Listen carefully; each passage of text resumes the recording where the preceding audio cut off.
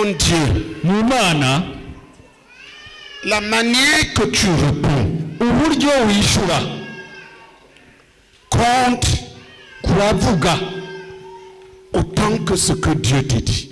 kuravuga ico Imana ikubwira. Je reprends. Ndasubiramo. En Dieu, Mumana, la manière que tu réponds à ce que Dieu dit uburyo wishura kuco Imana ivuze compte autant, kuragaragaza a autant de valeur et de puissance kuragaragaza agaciro n'ubushobozi uha ico que ce que Dieu te dit. kuco Imana ikubwira. Si tu réponds mollement, Ni wishura nabi tu mets une barrière. ubushizeho igisika. C'est la barrière de l'incrédulité Ni igisika cyo kutizera, et de la désobéissance. igisika cyo kugarariza. Donc la manière que tu vas répondre Uburyo wishura est important pour ce que Dieu va faire. kurahambaye ku buryo bwerekana icyo Imana ije gukora mu buzima bwawe. Si tu entends Ni wumva et tu ne réponds pas, hama ntiwishure, tu as bloqué. ubushizeho uruhome. Si tu réponds mollement, Ni wishura mu buryo budatomoye, Dieu n'accepte rien qui est fait mollement. Imana ntiyemera ikintu na kimwe gikozwe mu buryo La budatomoye. Bible dit tu serviras l'Éternel ton Dieu Bibiliya uzokorera Imana yawe tout ton cœur, n'umutima de wose ta force, n'inkomezi zawe zose de toute ta pensée, de tout ton n'ibyiyumviro âme. byawe byose. Donc fais attention Rero ugabe à la manière uburyo que tu entends et que tu réponds. uburyo wumva n'uburyo wakira.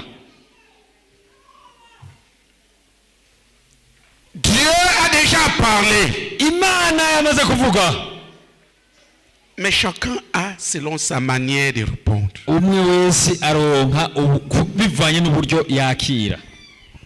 Alléluia! Amen, Alléluia! amen. La manière que tu répondras ce soir, Uburyo rero uja kwishura kuri uno mugoroba, de cela dépendra ce que Dieu va faire dans ta vie. ico nico kija kugaragaza icyo Imana ija gukora mu buzima bwawe. La plupart des gens restent et attendent. Abantu kenshi bararindira, baragumaho bakarindira. La réalité est que Ukuri nuko le problème n'est pas chez Dieu. ingorane iri ku Mana. Dieu a déjà parlé. Imana ija yaravuze, Dieu a déjà donné. Imana yaratanze. Alléluia. Amen. Tu as mal au cou.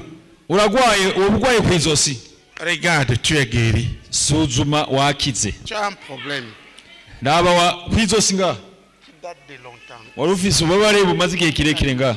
Regarde, Dieu te guérit Suzuma, Imana yagukije. au nom de Jésus. Izina rya Yesu, Au nom de Jésus. izina rya Yesu, C'est au nom de Jésus. mu izina rya Yesu. C'est toi, lève. Nimba ari wowe wisuzume, kora wumvirize wisuzume ucutuza ikiganza. Lève-toi. Applaudissons pour sa guérison. Haguruka wakize. Amashi kubukira kwiwe. Lève-toi si c'est toi. Nimba wumva wakize, haguruka. Concerné, tu te lèves. Wasuzumye wumvirije, haguruka La rero. manière que tu réponds, si tu restes assis, tu Uburyo as décidé de ne pas recevoir et tu n'auras pas. niwaguma wicaye uzoba wafashe niwaguma uburyo wakira niko buja kuvuga icyo Regarde où tu avais mal. rabaho wari urwaye. Tourne, regarde. Suzuma zunguluka gutya wiyumvire aho wari urwaye ku izosi. J'ai dit la manière que tu réponds compte. Uburyo wishura burafise icyo buvuga. Regarde, le mal est parti. Ingwara yagiye, Viens. n'ingwara yakize. Applaudissons pour Jésus. Amashi menshi kuri Yesu. Ton mal est parti. Viens. Ingwara yawe ku izosi yagiye, ingo. Qui vous a dit de vous asseoir? Ninde yabaye kwicara nimuze. Vous voyez la façon que les gens écoutent et répondent. J'ai dit le mal est parti. Viens. Nawe ingwara yakize, ingo. Applaudissons pour Jésus. Amashi menshi kuri Yesu. Ils sont tous guéris. Bose bakize. C'est Jésus. Ni Yesu. Dis, c'est Jésus. Kuti ni Yesu. C'est Jésus. Ni Yesu. C'est Jésus. Ni Yesu. C'est Jésus. Ni Yesu.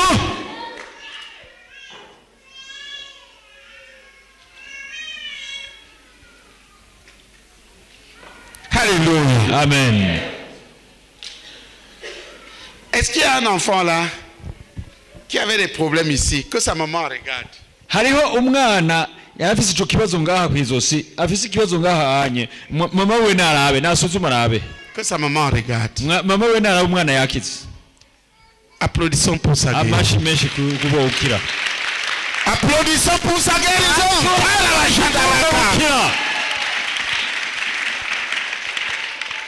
Un enfant qui a fait des problèmes. Umwana yarafise ingorane ngaha. Regarde et vois sa guérison. Aba yakize. Et tu l'as vu, tu viens avec. Nimba wabibonye utuzana n'uwo mwana wawe. Applaudissons pour Jésus. Amashi menshi kuri Yesu.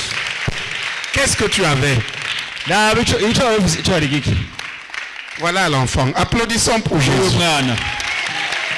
L'enfant avait quoi? Lui le micro. Sois actif là, soyez actif pour rendre la chose vivante. Pose les questions. Qu'est-ce que l'enfant avait?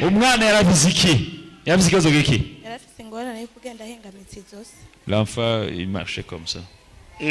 Maintenant. Regarde. Est-ce que c'est fini? Je vois ça va. Applaudissons pour Jésus. Il avait quel problème? Ça a venu comme ça, c'est venu comme ça la fin. Il avait mal? Je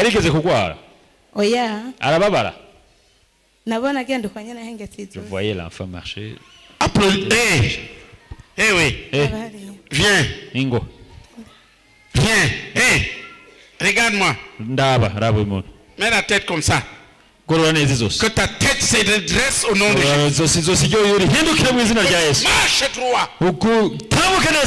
Recentre-toi. Recentre-toi. Regarde-moi. Tu mets la tête comme ça. Au nom de Jésus, guéris. Regarde-moi. Fais ça.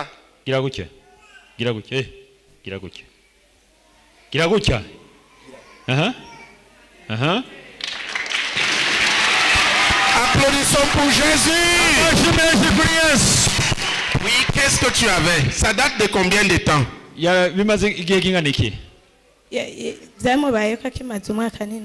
Ça, la maladie, il est tombé malade depuis à l'âge d'un an et demi. Comment le mal s'est manifesté? Il avait mal. Il a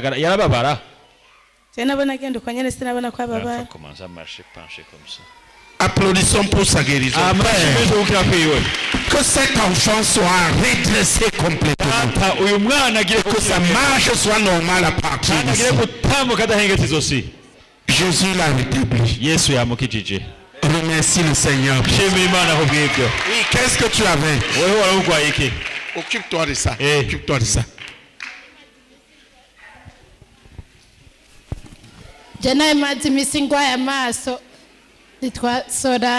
Je m'appelle Solange. Je venais de passer des jours avec un mal au niveau des yeux et j'avais mal au niveau du cou. Même quand je dormais, j'avais mal. Même tout à l'heure, quand je louais, j'avais très mal. Mais maintenant, je n'ai plus mal. Je peux faire comme ça. Ça date de combien de temps? À peu près 15 ans. Depuis quelques jours, 15 ans. Applaudissons pour Jésus. Ça fait 15 ans que tu as mal là. 15 ans. Applaudissez pour Jésus.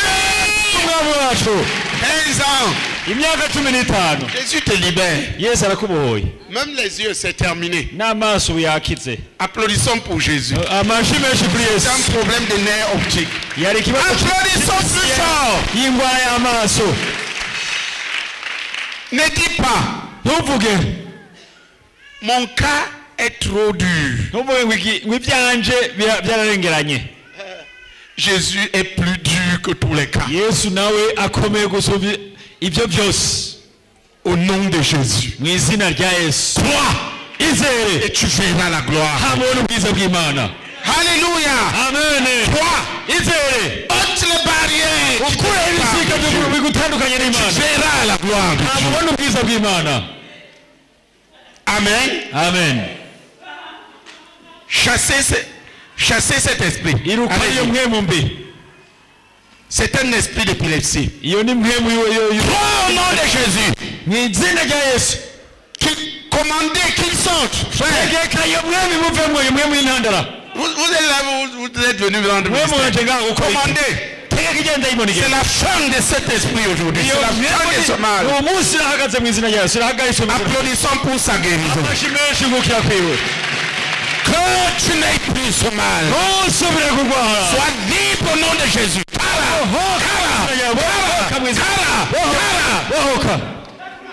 Gloire à Jésus. Amen. Qu'est-ce que tu avais?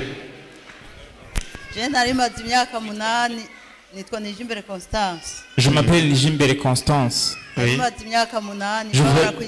Je venais de passer 8 ans avec un mal au niveau du cou. Je ne pouvais pas me courber. Et j'avais un problème de nerf optique. Applaudissons pour Jésus. Et maintenant. Mais maintenant, tout à l'heure, j'ai fait comme ça la tête, mais j'ai trouvé que j'étais guéri. Applaudissons pour Jésus. Est-ce que tu as été à l'hôpital? Oui, j'ai été. Et on m'avait même prescrit des lunettes et se sont cassées. Et maintenant, applaudissons pour Jésus.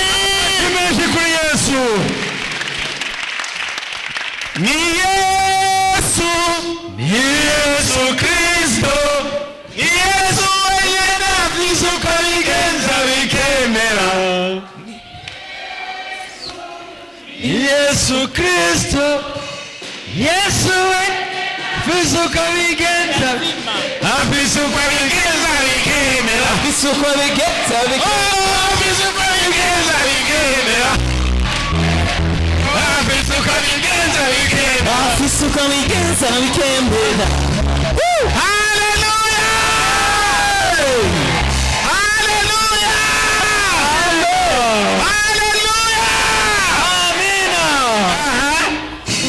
Qu'est-ce que tu avais?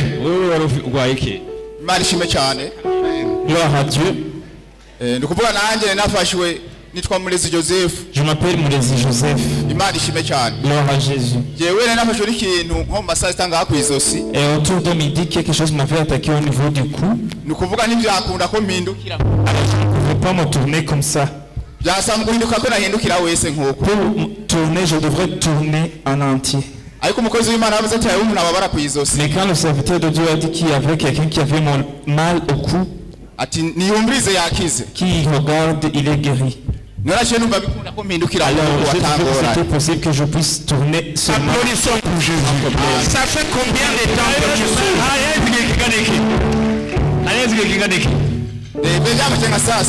Ça m'avait attaqué au niveau de midi, autour de midi.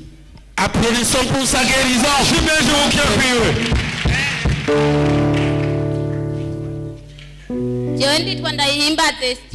Je m'appelle Ndayihimbaze Esther.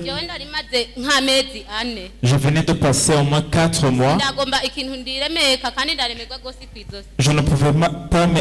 Je ne pouvais pas soulever quelque chose parce que j'avais mal au cou. Je ne pouvais pas même aller cuisiner. Alors quand il a dit que celui qui a mal au cou s'examine, j'ai tourné ma tête et j'ai été même étonné parce que j'étais guéri. Yes, lève-toi. Yes,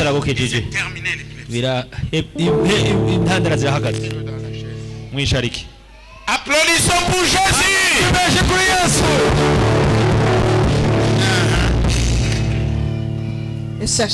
Gloire à Jésus.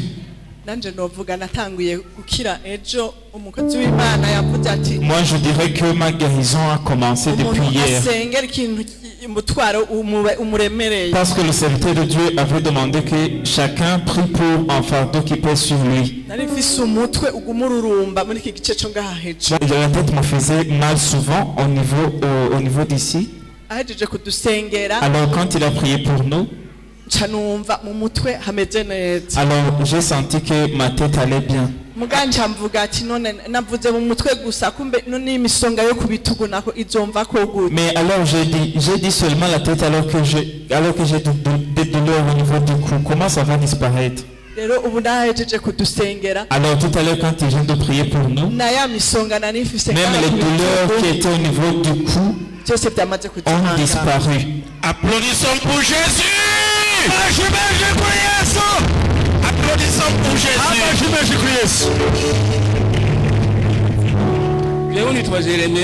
Je m'appelle Jérémie. Un instant, il y a une personne là qui devait être ici. Il y a une personne qui devait être ici, mais elle ne s'est pas encore rendu compte qu'elle est guérie.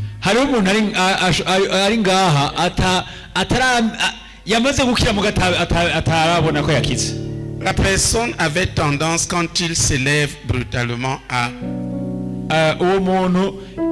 pencher et à tomber.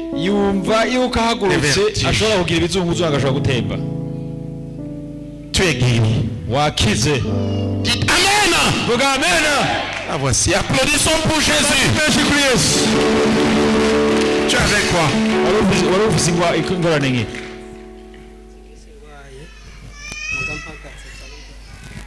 Je viens de passer des jours étant malade. Mais quand je me levais, je sentais des vertiges. Maintenant, tu sens le vertige. Assieds-toi, élève-toi, et assieds-toi, élève-toi, et assieds-toi, élève-toi. Jésus te guérit. Applaudissons pour Jésus. Lève-toi. Encore. Lève-toi. Encore. Lève-toi. Saute. Tu as le vertige maintenant. Applaudissons pour Jésus. Passe là. Applaudissons pour Jésus.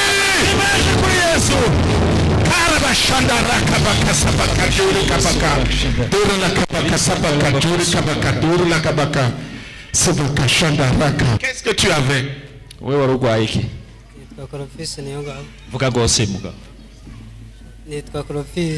Je m'appelle Clovis. Alors, tu es jeune. Je venais de passer des jours étant alité. Alors quand je me levais, j'avais des vertiges. J'avais des crampes au niveau des pieds. Mais maintenant, les vertiges sont finis. Tu es guéri. Applaudissons pour Jésus. Tu peux aller t'asseoir. Ce que tu dois apprendre de ceci, c'est tout ce qui se passe là, c'est quoi? La Bible dit, Dieu dit, non, ma main n'est pas trop courte pour sauver, pour guérir, pour délivrer, pour transformer, pour bénir. Non, non. Mais ce sont vos péchés.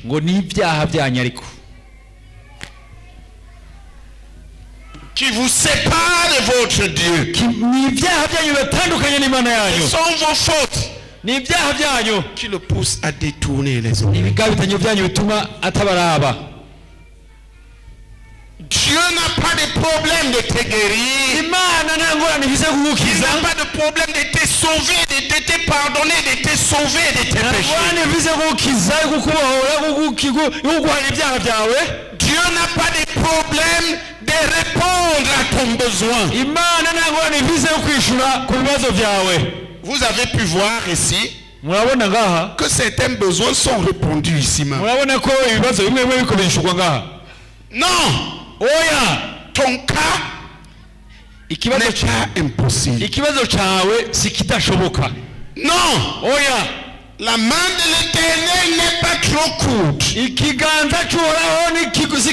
T'es sauvé. Ni son oreille trop dure pour t'entendre. Non! La main de l'Éternel n'est pas trop courte pour sauver. Ni son oreille trop dure pour entendre. Prenez Ésaïe 59. Aidez-le, prenez-le, soignez là où il est tombé, là, il s'est fait mal. Soignez ça. Gloire à Jésus. Amen. Non! Oh yeah. La main de l'Éternel n'est pas très courte. Ésaïe 59. C'est le verset 1. Lisez-le. Lisez-le s'il vous plaît. Soignez-le et ramenez-le.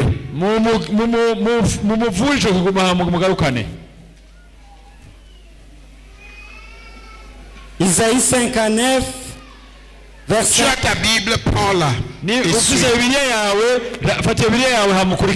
Si tu n'as pas la Bible, ça dit déjà comment tu prends Dieu.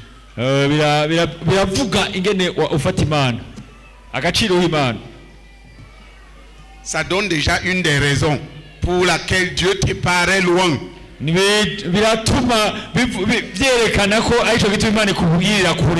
Lisez. Soma. Isaïe 59, verset 1. Non, la main de l'Éternel n'est pas trop courte pour sauver, ni son oreille trop dure pour entendre. Amen. Amen. Oui. Yesaya 59 ku murongo wa mbere yavuga ngo indira gato. Les deux versets. Soma umurongo ugira kabiri.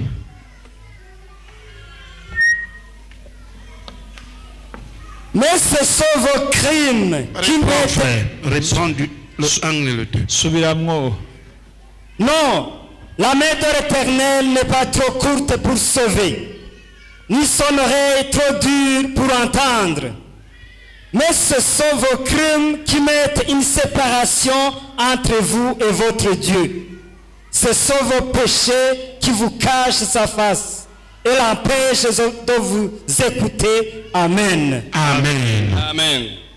Yesaya 59 ku murongo wa mbere avuga ngo ukuboko k'Uhoraho nikubaye kugufi ngo kunanirwe gukiza n'ugutwi kwiwe ntikwapfuye ngo kunanirwe kumva ariko ibigabitanyo byanyu nibyo byabatandukanije n'Imana yanyu kandi ibyaha byanyu nibyo byabakingiriye mu nyonga hayo bituma yanga no kumva. Amen. Non. Oya. Ton cas n'est pas trop dur. La main de l'Éternel n'est pas très courte. Non. Mais il y a un problème. Ce sont nos péchés. Ce sont tes péchés. Et le premier de ces péchés, c'est quoi? C'est le fait de ne pas croire Dieu.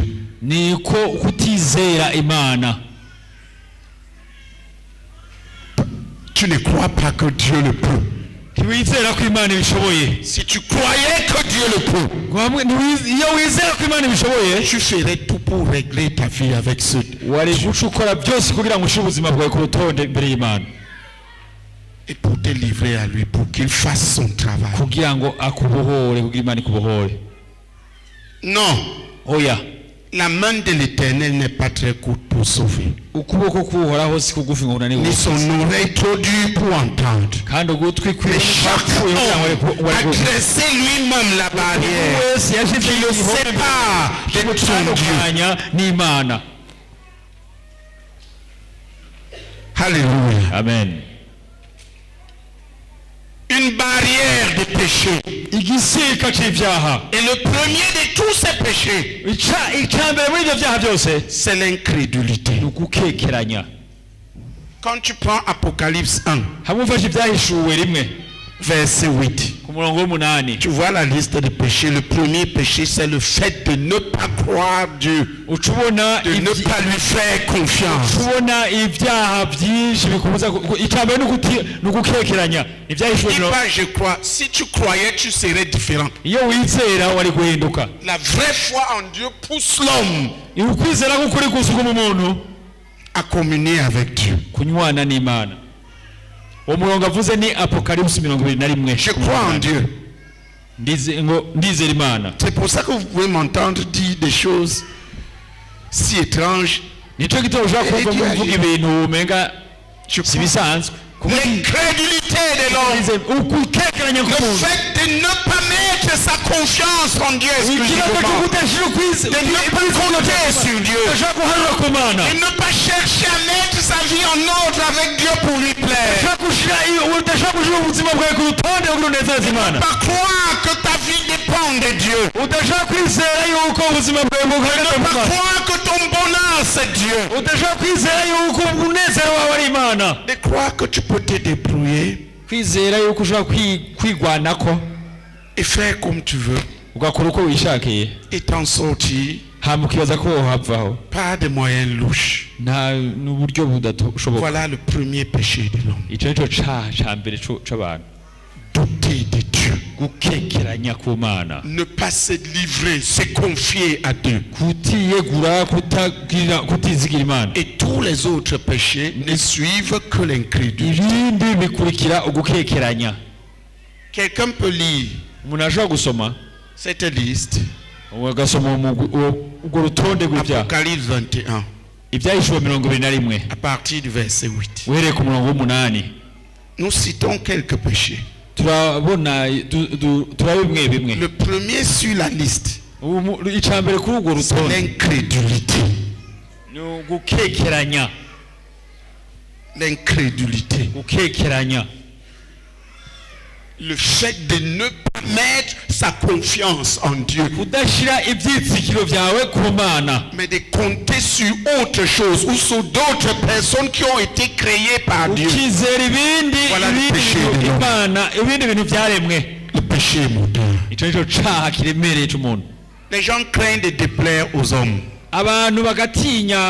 mais ils ne se soucient pas de déplaire à Dieu. Parce qu'ils craignent plus les hommes, croient plus aux hommes. Les gens craignent de perdre leur poste, mais ils ne craignent pas de perdre Dieu. Parce que leur confiance est dans leur poste que Dieu leur a donné. La première maladie de l'être humain, c'est de n'avoir pas cru.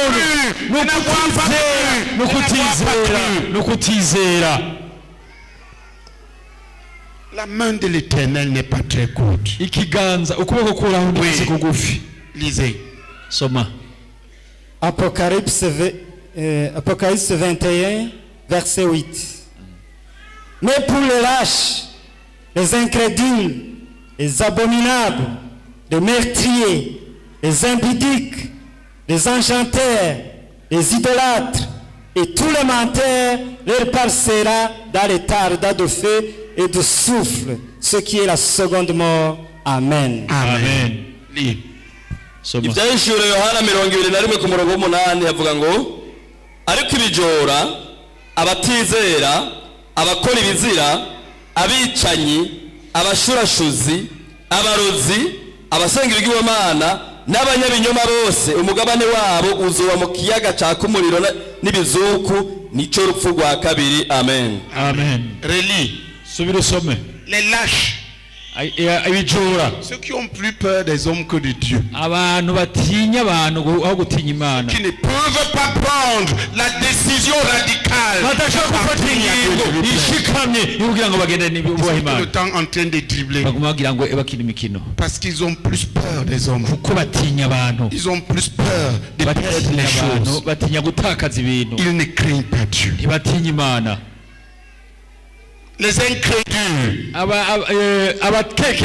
pourquoi ont-ils peur des choses que Dieu a créées au lieu de Dieu? Parce qu'ils ne croient pas Dieu, ils croient plus les choses que Dieu a créées. Les gens sont prêts.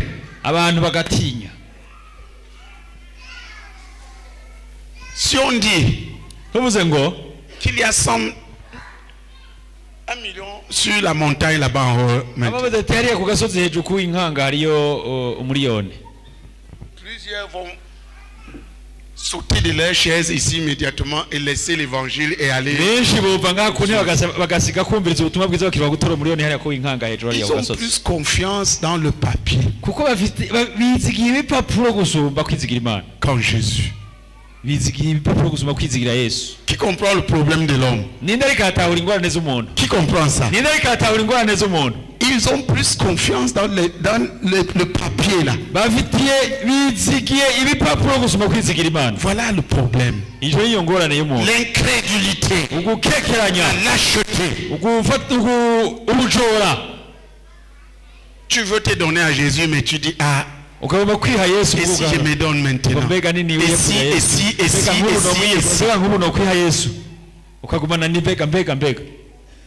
relis. Suis la liste. Ceux qui sont ainsi n'entreront pas dans le royaume. Ils sont près de Dieu. Mais pour les lâches, laisse-le lire en Kirundi.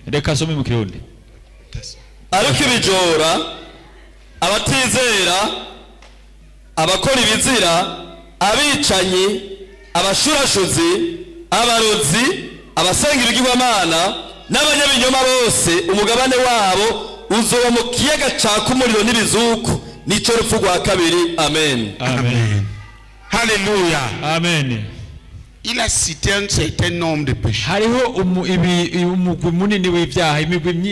menteurs, les ivrognes, les voleurs, les querelleurs, tout ça.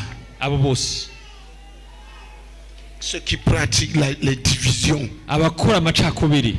ceux qui ont de la haine contre les autres, ceux qui ont gardé rancune et ne pardonnent pas, ils iront en enfer. Ceux qui n'ont pas cru Jésus, n'ont pas donné leur vie à Jésus, car Dieu a tant aimé le monde qu'il a donné son Fils unique afin que quiconque croit en lui ne périsse pas, mais qu'il ait la vie de Dieu. Qu'il ait la vie de Dieu.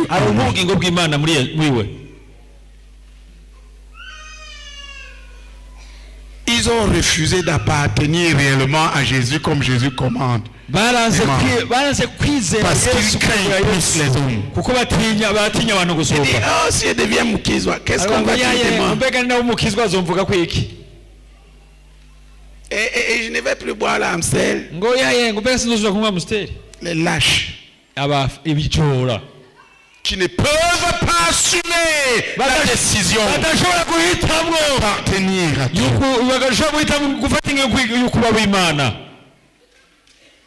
Voilà la barrière. Nous voulons que tu saches que Dieu t'a tellement aimé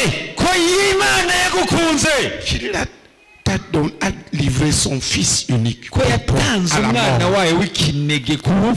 Il n'y a pas une chose qu'il ne peut pas faire. Amen. Amen. Gloire à Jésus.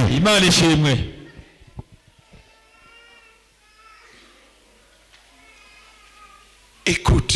Dieu peut le faire. Dieu veut le faire. Dieu veut te donner la vie éternelle. Dieu a livré son propre Fils pour que tu aies sa vie et que tu sois transformé. Il peut pardonner tous tes péchés. Il peut guérir tes maladies. Il peut redonner un sens à ta vie. Dieu peut le faire.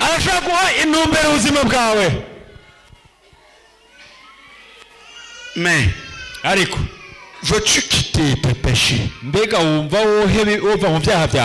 renverser la barrière qui te sépare de Dieu? Veux-tu quitter le péché et appartenir à Jésus? Dieu t'appelle. Il veut commencer avec toi une nouvelle vie. igomba gutangwa nawe ubuzima bushasha. Tout est possible. Kuko byose birashoboka. Il te dit qu'il n'y a rien qu'il ne peut pas faire. Yakubwira ko nta na kimwe adashobora gukora. Il y a une barrière. Ariko hari uruhome. Comment renverser cette barrière? Uruhome tutembagaza gute? Jésus. Yesu. Jésus est celui qui a renversé la barrière. Jésus a versé son sang pour détruire la barrière de l'inimitié du péché qui nous séparait de Dieu.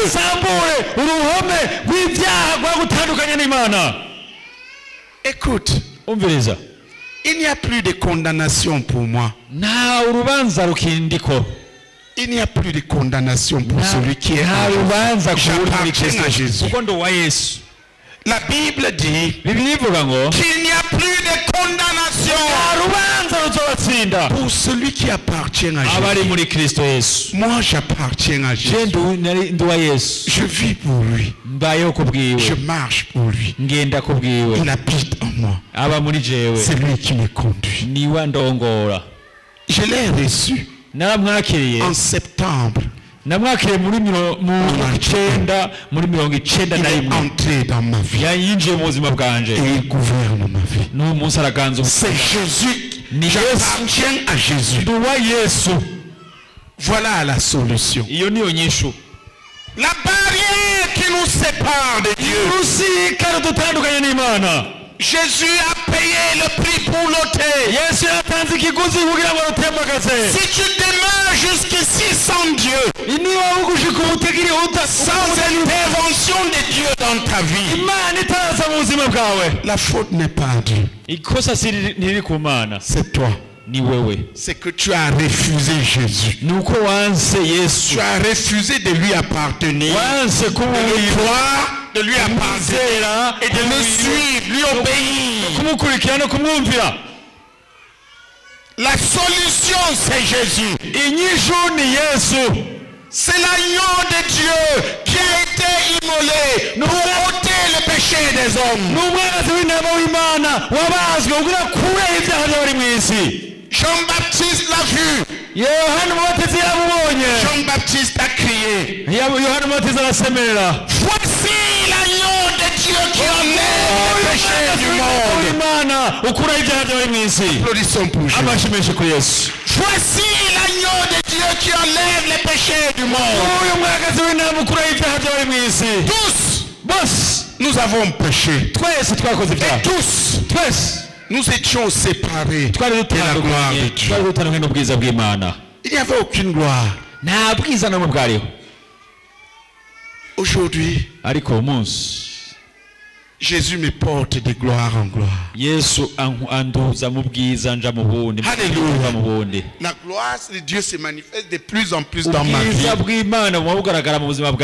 Parce que j'ai reçu Jésus en moi, qui a ôté la barrière qui me séparait de Dieu. La barrière de mes péchés. A commencer par la barrière de l'incrédulité.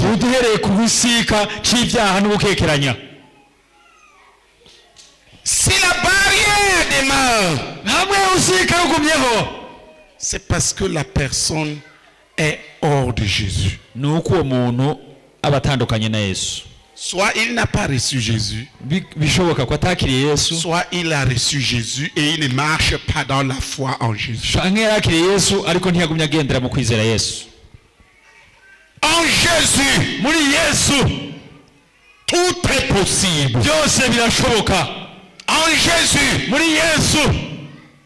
tu peux devenir exactement ce que Dieu avait prévu d'avance que tu sois.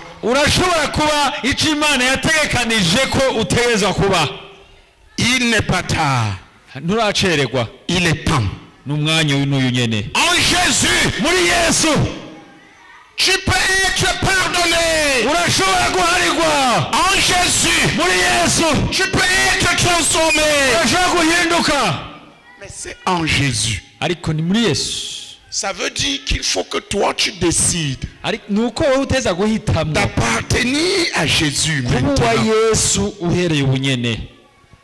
Et de passer le reste de ta vie dans une bonne communion avec Jésus. C'est à l'homme de décider. Et Dieu va ôter la barrière en Jésus. C'est Jésus, celui qui est mort, pour que tu puisses paraître devant Dieu comme n'ayant jamais péché. Alléluia. Amen. Alléluia. Amen. Qui a mal au dos? Lève-toi.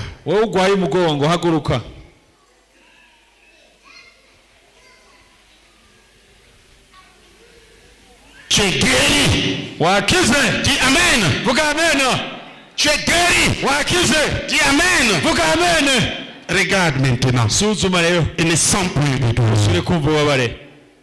Fais ce que tu ne pouvais pas faire. Écoutez, obéissez. Tu es jeune. Bouge ce dos-là. Regarde. Le mal est fini. Lève la main. Passe là devant. Passe là devant. C'est fini, tu viens là. Si ce n'est pas fini, tu restes. C'est fini, tu viens. Tu as mal au dos. Regarde, c'est terminé. Si c'est terminé, s'il vient. Si ce n'est pas terminé, reste. Pourquoi tu t'assieds? C'est dit, non, ça n'a pas marché chez moi.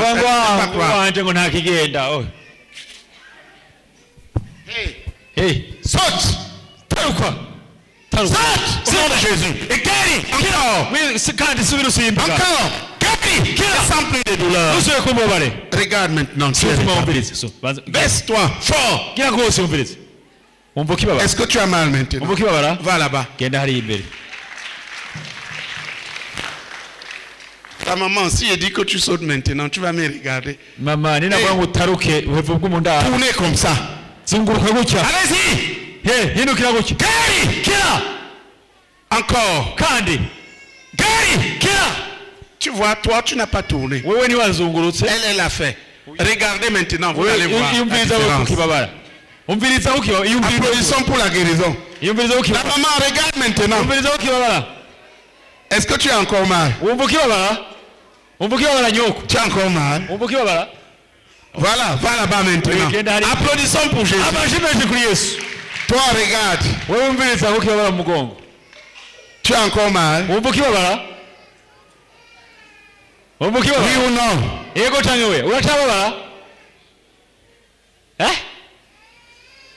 Oui, parce que toi-même tu tournes gâteau.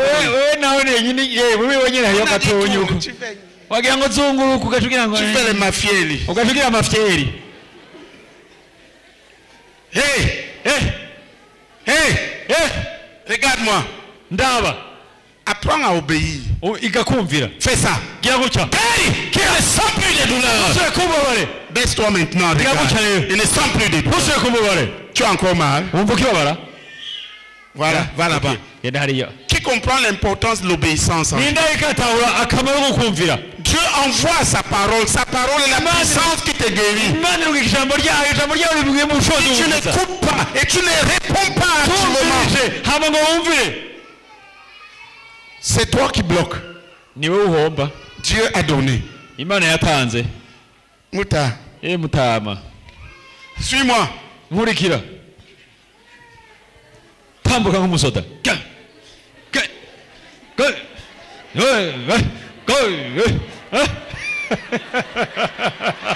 Alléluia. Regarde maintenant où tu as le mal. C'est fini au nom de Jésus. Fais le fort. Baisse-toi.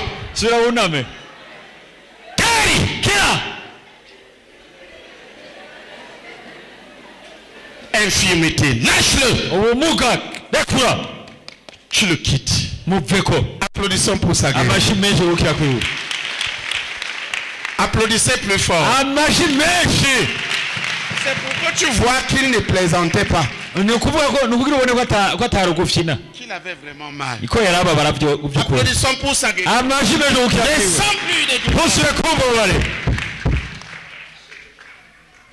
Mais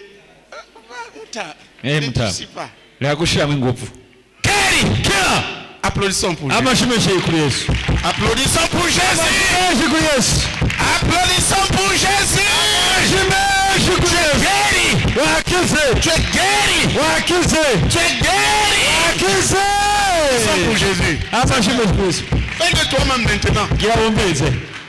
Applaudissons pour Jésus. C'était pour que tu vois qu'on n'est pas en train de plaisanter. Il avait vraiment mal. C'était Moutama.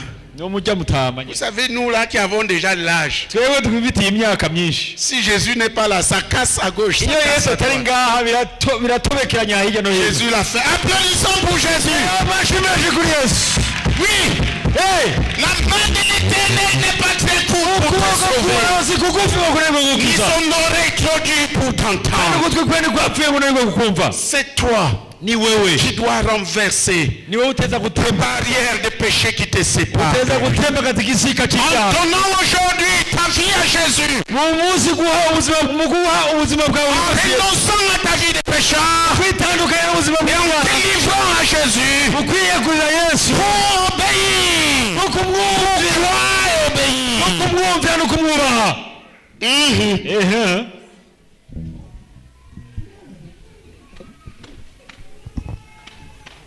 Tu as mal là, tu as du mal à marcher.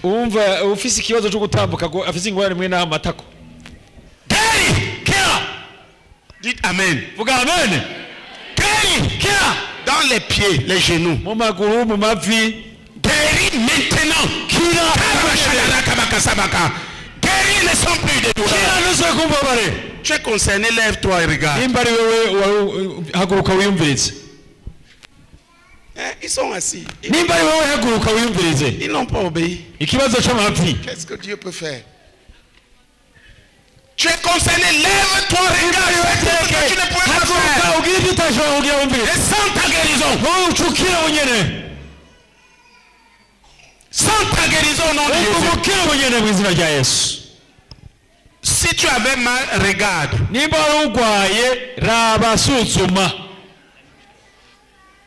Et sans ta guérison,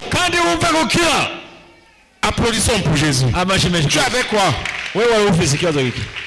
Regarde maintenant. Regarde.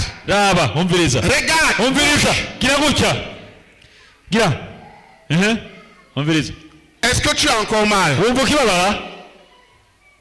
Regarde, il n'y en a plus. Oh yeah, ne sens plus de douleur. Ne sens plus de douleur. Regarde. Applaudissons pour Jésus. Applaudissons pour Jésus. Amen. Amen. Gloire à Jésus. Amen. Ça, c'est une guérison qui a été proclamée, qui doit se mettre en cours. C'était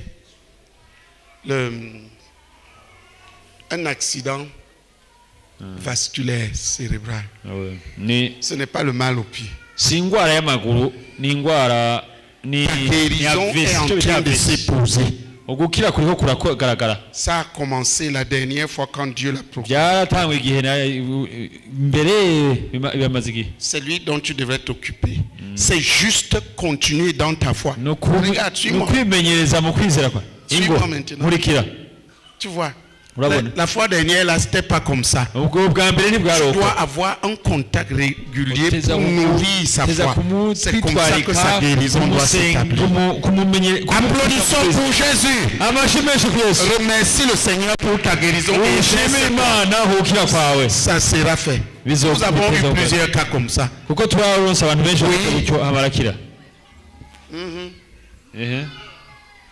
Saute.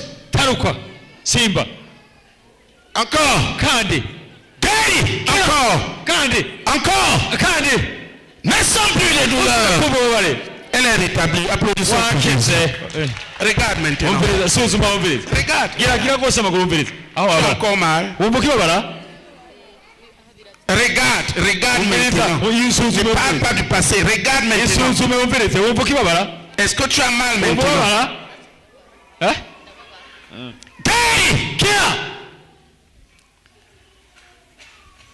Tu vas te dire pourquoi ils touchent. Il est écrit, ils imposeront les mains aux malades. Allez. Ne sont plus des douleurs. Tu as encore mal. Tu as mal. Tu parles ce que tu sens.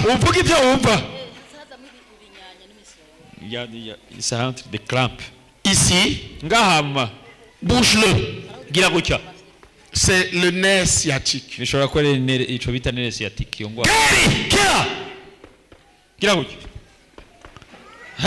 pied qui a mal. Bouge le pied qui a mal. Nerf sciatique. Dis, au nom de Jésus, je suis guéri. Mon pied est guéri. Dis-le en faisant ça. Mon pied est guéri au nom de Jésus. Et ne sent plus de douleur. Regarde maintenant. Applaudissons pour Jésus. Applaudissons pour Jésus. Gloire à Jésus. Amen. Dis à ton voisin non. La main de l'Éternel n'est pas pour te sauver. Pour te délivrer. Non. Alléluia. Amen. Et toi, pourquoi tu es debout? Sors et cours là-bas. Cours. Au nom de Jésus guéri. Applaudissons pour sa guérison. Regarde maintenant. Regarde. Tu as mal maintenant. Applaudissons pour Jésus. Jésus peut. Ici, il te montre juste un peu ce qu'il peut faire. Il veut entrer dans ta vie. Tu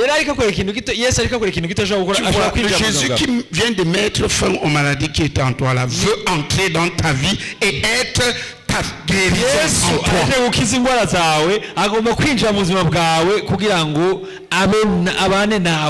Il ne suffit pas que tu reçois la guérison qui vient de la foi de quelqu'un d'autre en Jésus. Il faut que ce Jésus devienne Jésus, ta vie.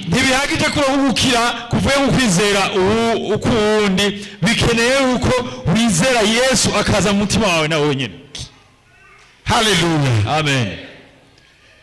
Qui souffre depuis des années du mal qui vient de guérir? Le mal qui vient de guérir, ça date des années. Lève la main. Voilà. Vous restez. Les autres, allez vous asseoir. Qui ont levé la main, vous allez rendre. Les autres, asseyez-vous. Applaudissons pour leur guérison. Vas-y. Qu'est-ce que tu as vu? Aujourd'hui. Alléluia. Attends un peu. Dieu voudrait que tu saches qu'il n'y a rien qu'il ne peut pas faire. Que tu crois en lui. Et que tu te livres à Jésus et lui remettre tous tes péchés. Renonce à tous tes péchés. Tu verras ce qu'il va faire. Certains d'entre vous deviendront comme moi. ils n'auront plus peur des maladies. C'est les maladies qui auront peur d'eux. Et c'est au nom de Jésus. Applaudissons pour Jésus. Ils n'auront pas peur des démons. C'est les démons qui auront peur d'eux. Parce que Jésus, une fois que Jésus est en eux et qu'eux ils marchent en Jésus. Dieu veut que tu crois. Que tu reçoives Jésus. Et que tu t'attendes à voir Jésus agir de mieux en mieux dans ta vie. Chaque jour, je m'attends à ce qu'il se manifeste de plus en plus dans ma vie. Chaque jour, je m'attends à être de plus en plus pur. Parce que Jésus qui est en moi et produit sa pureté. Chaque jour, je m'attends à être de plus en plus fort. J'ai des jeunes gens avec moi. Mais quand Dieu déclare la course, je cours plus que eux tous.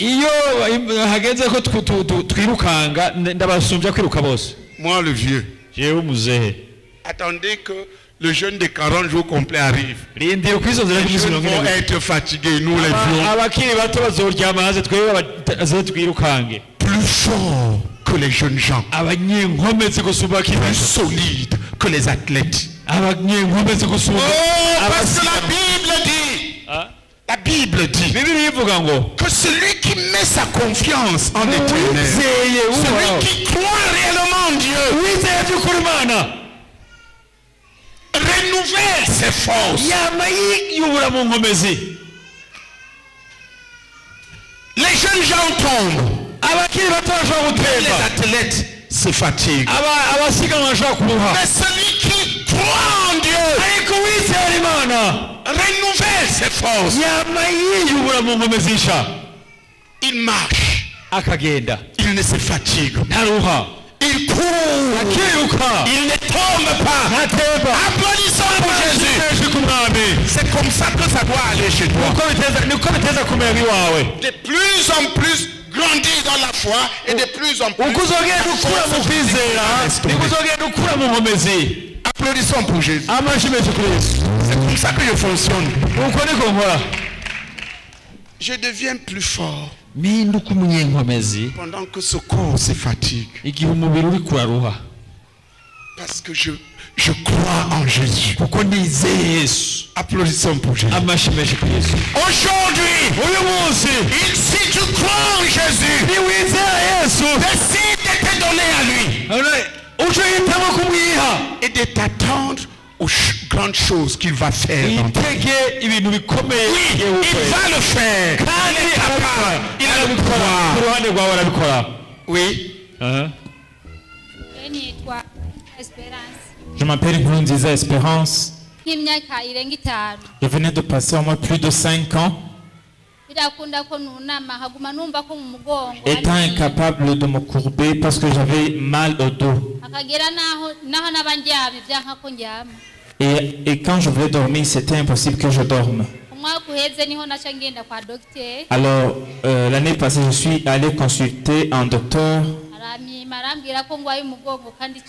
Alors, il m'a dit que je souffrais du dos. Alors, je ne pouvais pas passer un long moment étant assise sur une chaise, par exemple. Mais aujourd'hui, j'ai été étonné de voir que j'étais assise un si long moment. Alors, j'ai continué à m'examiner comme on nous le disait. Maintenant, je remercie Dieu parce que je me sens bien. Que tu C'était plus de 5 ans. Applaudissons pour Jésus.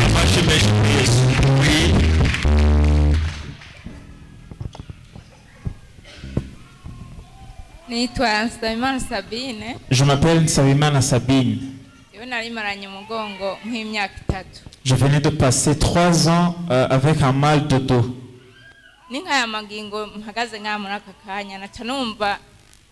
sinzi ko mumaze kubona bijya bisurira bigenda mu ibarabara byirabura bikaze iyo bitambukiye.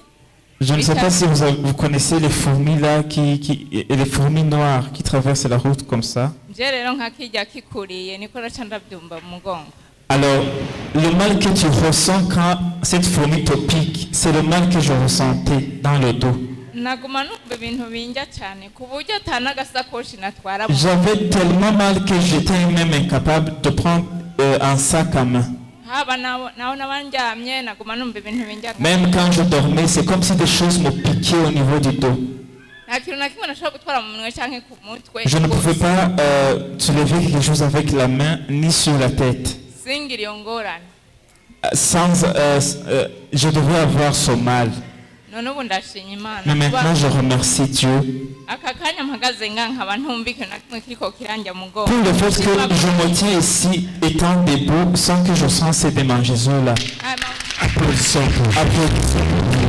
Alléluia. Amen.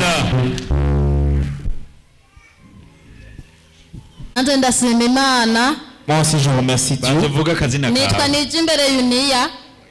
Je remercie Dieu car il m'a guéri de dos. Même les pieds que je souffrais, ça vient de passer au moins 16 ans. Je ne pouvais pas me tenir comme ça. Alors que Dieu soit loué, Dieu m'a guéri. Applaudissons pour Jésus. Je m'appelle Singira Ngao-Perus. Je venais de passer 20 ans avec un mal au niveau de la tête. C'est comme si cette chose souffrait. Cette chose-là respirait, je respirais et ça descendait comme ça. Mais maintenant je remercie Dieu parce que je sens la vie dans mes jambes. Même dans mes genoux j'avais mal. Mais maintenant je peux marcher bien sans avoir mal. Je remercie Dieu du ciel qui m'a délivré.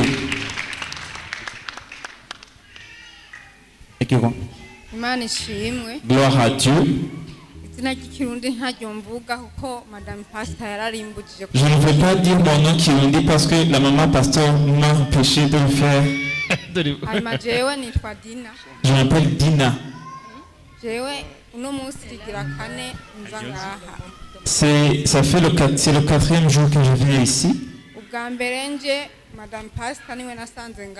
La première fois que je suis venu ici, j'ai retrouvé la maman pasteur. On en a parlé. Elle m'a donné rendez-vous, mais ce jour même, elle a prié pour moi et elle m'a donné un autre rendez-vous. Alors je suis revenu ce jour-là. Je lui ai dit comment je souffrais. Elle a prié pour moi. Alors elle m'a dit, rentre, tu vas revenir un autre jour. Je suis revenu, on a parlé. J'ai confessé mes péchés. Elle a prié pour moi. Je suis rentré. C'était le jour où je suis revenu, c'était 14h, les heures de prière. Alors je suis venu aussi. Quand il fallait rentrer, je suis rentré. Alors aujourd'hui, quand j'étais assise là-bas, comme le prédicateur prêchait, j'ai senti des choses comme les fourmis rouges.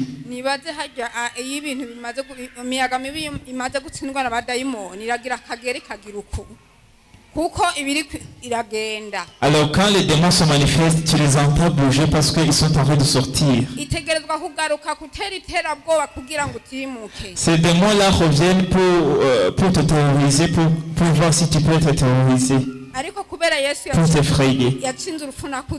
Mais comme Jésus a vaincu l'enfer et la mort, tu as la foi que ça va finir. Est-ce que tu es encore mal? hanyuma rero ndashima Imana kuba yakubajije mama uracababara ndashima Imana kuba ibyahora binkorongoshora nkakujya kwifunguriza umuntu ariko arakorongoshoramo. Alors je remercie Dieu parce que les choses qui bougeaient en moi comme quelqu'un qui fait bouger ses clés comme ça. Iyo bitanguye korongoshora sinasinzira. Je ne pouvais pas dormir quand les choses là commencent.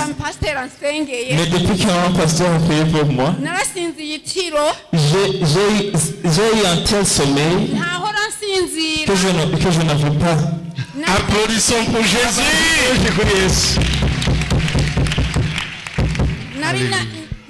Madame Pasteur ngira aribuka igihe naza ngahinge narayimbe. La maman pasteur se souvient mais maintenant je me sens bien au niveau je ne pouvais pas manger. Applaudissons pour Jésus. Son témoignage est important. Il est important pourquoi? Elle avait des problèmes. Elle s'est confiée en Jésus. Elle a commencé à suivre. Et au fur et à mesure qu'elle a suivi, Jésus est en train de régler le problème. Applaudissons pour Jésus.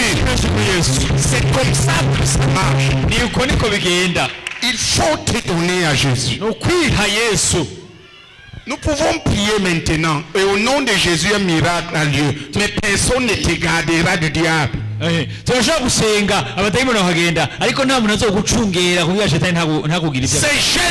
qui est la solution. Jésus. Crois en Jésus. Te donner à Jésus. Il remet tous tes péchés. Et marcher avec lui dans l'obéissance. Et tu vas voir qu'il n'y a rien qu'il ne peut pas faire. Amen. Amen. Très bien. Il y a un problème. Un enfant de Dieu qui ne donne pas à Dieu va le payer d'une manière ou d'une autre. Généralement, c'est les maladies.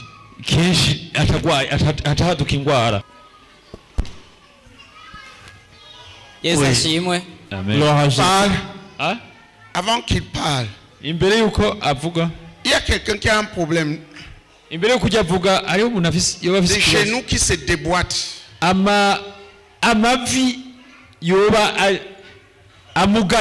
fait coucou. Lève-toi, tu es guéri. Applaudissons pour Jésus. C'est des boîtes. C'est ça? Applaudissons pour Jésus. Tu avais mal. Regarde maintenant. Tu as mal. Applaudissons pour Jésus. Viens. Toi également, tu as avec moi. Maintenant. Regarde. Tu as encore mal. Applaudissons pour Jésus. Gloire à Jésus. Oui. Amen.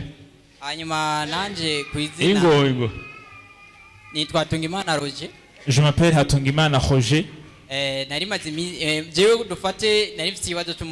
J'avais un problème de dos.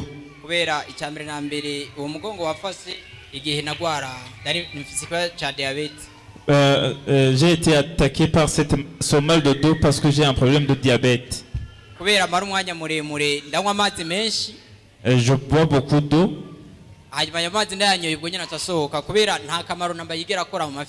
Mais quand je bois cette eau, elle sort directement et ne fait rien au niveau de mes reins.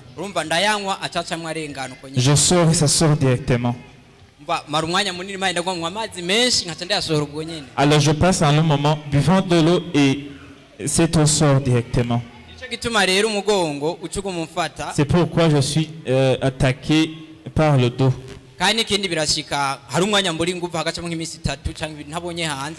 Et parfois je reste alité près de 3 jours.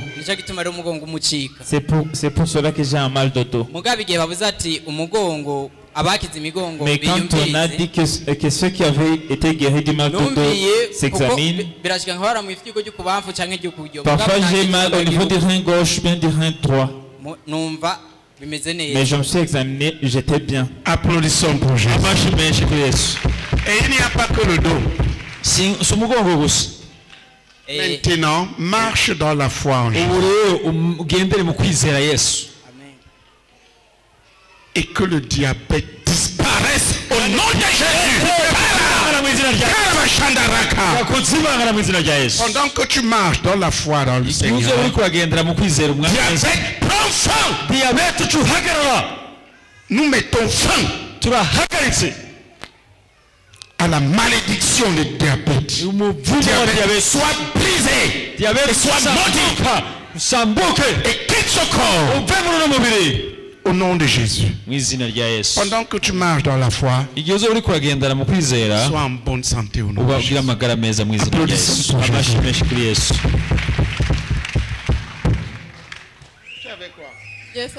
Gloire à Jésus.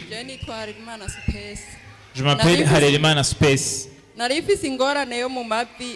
un problème au niveau des genoux. Je ne pouvais pas bien marcher sur une pente. Et j'avais très mal au niveau des genoux. Mais maintenant, je me sens bien. Je ne sens pas les démangeaisons au niveau des genoux. Je crois que Dieu m'a guéri. C'est depuis quand que tu avais ce mal?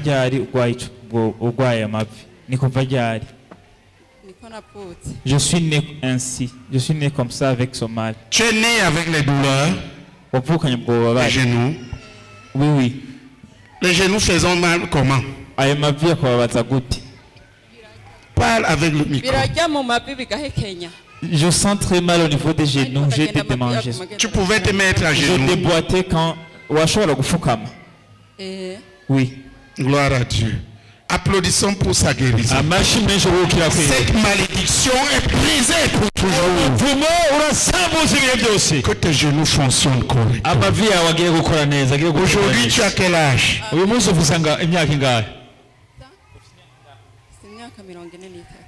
43 ans. Donc ce mal a fait 43 ans. Dis, c'est Jésus. Dites, c'est Jésus. Dites-le, frère, c'est Jésus. Elle est née avec. Elle a grandi comme ça. Regarde maintenant. Tu as encore mal.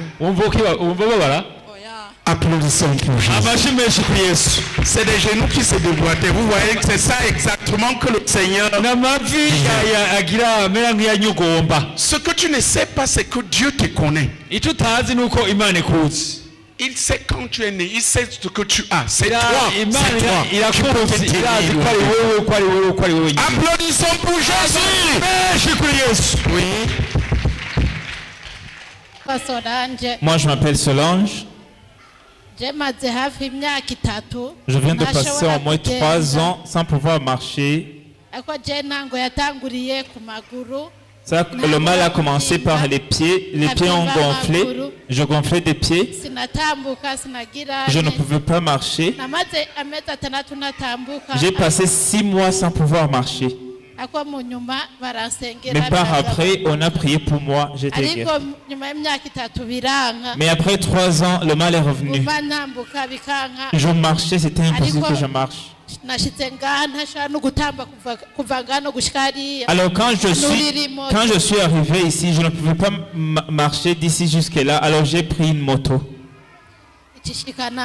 Alors la moto m'a déposé ici.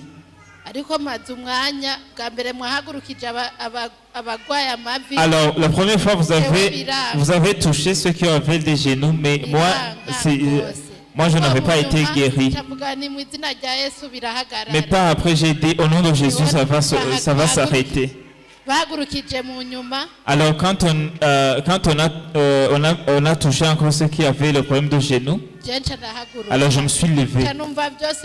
Alors j'ai senti que tout. Applaudissons pour Jésus. Tu peux marcher maintenant vraiment. Applaudissons pour Jésus. C'est Jésus. C'est Jésus. Il veut que tu saches qu'il n'y a rien qu'il ne peut faire. Il peut te pardonner. Il peut te sauver. Il peut te purifier. toucher. Il peut te guérir. Il peut te donner un nouvel avenir. Il peut te délivrer. Mais acceptes-tu de renoncer à ta vie de pécheur et de le recevoir dans ton cœur pour marcher avec lui pour le restant de tes jours? Voilà la solution. Jésus dans le cœur de l'homme est la solution de Dieu. Tu es guéri. Tu es guéri. Est-ce que tu es guéri? Saute. Saute. Encore. Et ça va. Regarde maintenant, c'est fini. Regarde maintenant, c'est fini. Applaudissons pour Jésus. Gloire à Jésus. Gloire à Jésus. Tu as décidé de quitter ta vie de pécheur et de recevoir Jésus-Christ pour lui appartenir, le croire, et lui obéir pour le reste de ta vie. Où que tu sois dans cette salle, lève ta main. Tu as décidé, lève ta main. Lève-toi et viens. Lève-toi et viens. Lève-toi et viens à Jésus. Si tu viens à Jésus, Jésus vient à toi. Tu as décidé de quitter ta vie de pécheur et de te livrer à Jésus maintenant pour qu'il te conduise pour le reste de ta vie.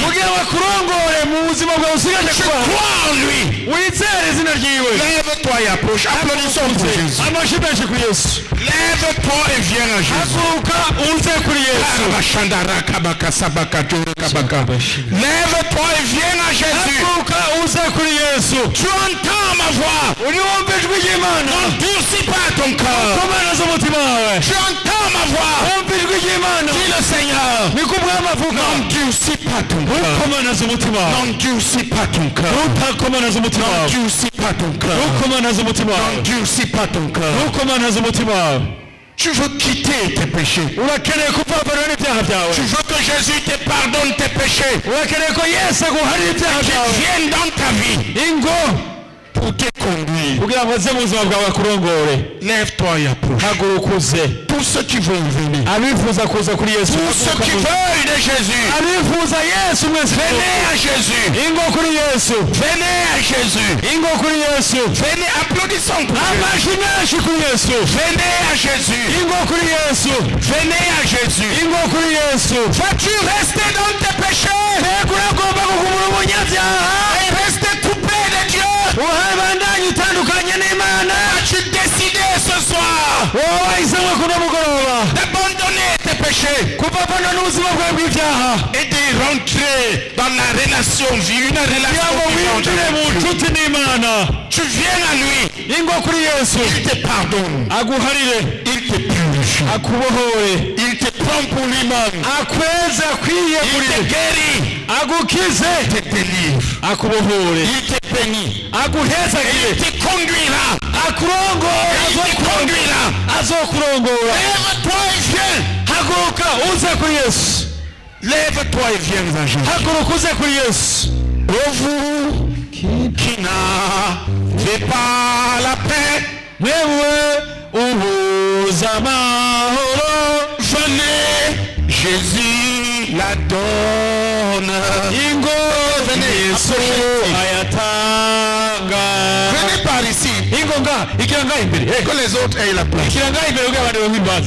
Oh, vous qui n'avez pas la paix,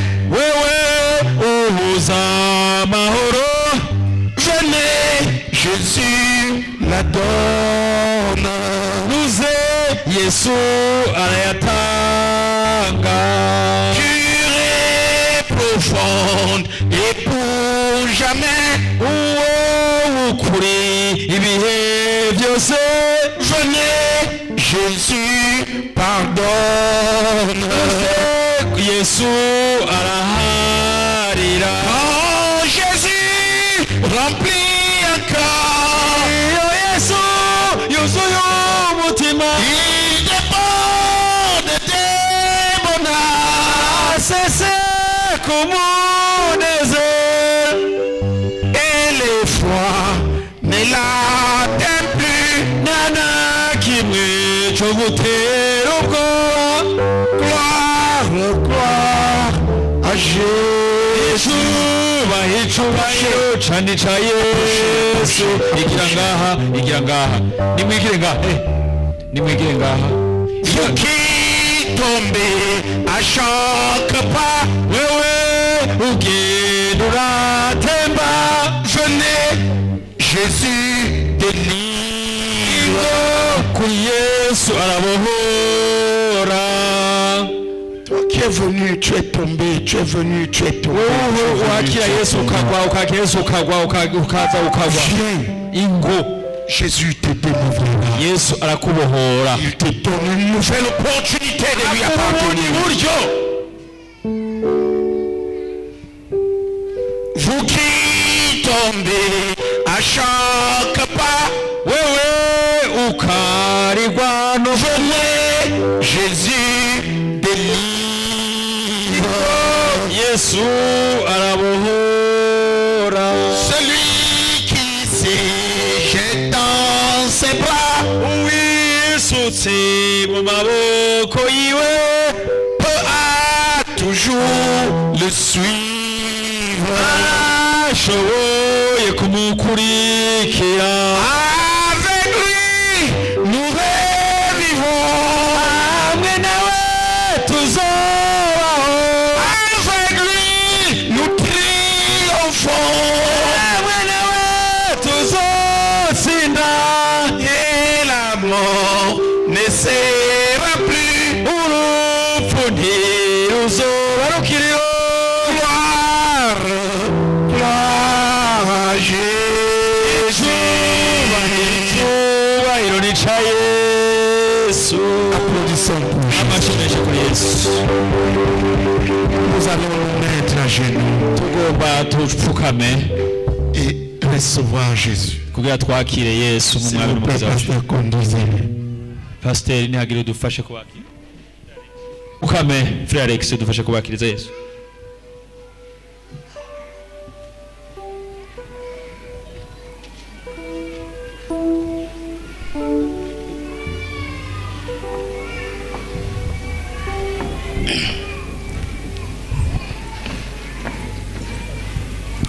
tugiye gusengera hamwe twese. agomba kugira ngo banze utunganye umutima wawe waturira Imana icyaha cyose kiri mu bugingo bwawe, kugira ngo Yesu yinjire ari umwami aganza mu bugingo bwawe. Bwira Imana icyaha cyose, wihane ku cyaha cyose. Bwira Imana, waturira Imana.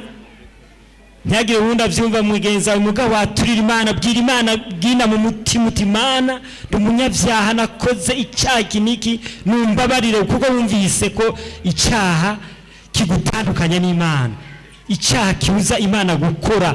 Bwira Imana, riri Imana uti Imana iki cyaha iki ndavavanuye naco ubunyene, singisubiramo ukundi. Bwira Imana, kandi Imana irumva hanyuma iguharire.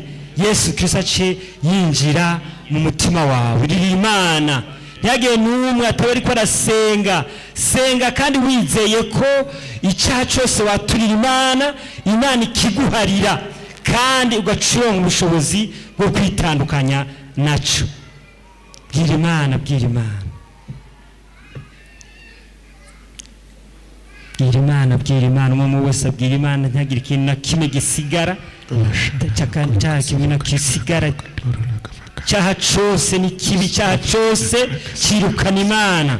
bwira Imana waturi Imana icyaha cyose kuva mu bwana bwawe ntiyagira icyaha na kimwe gisigara kugira ngo Yesu Kristo ace aza mu bugingo bwawe abumwami aganze.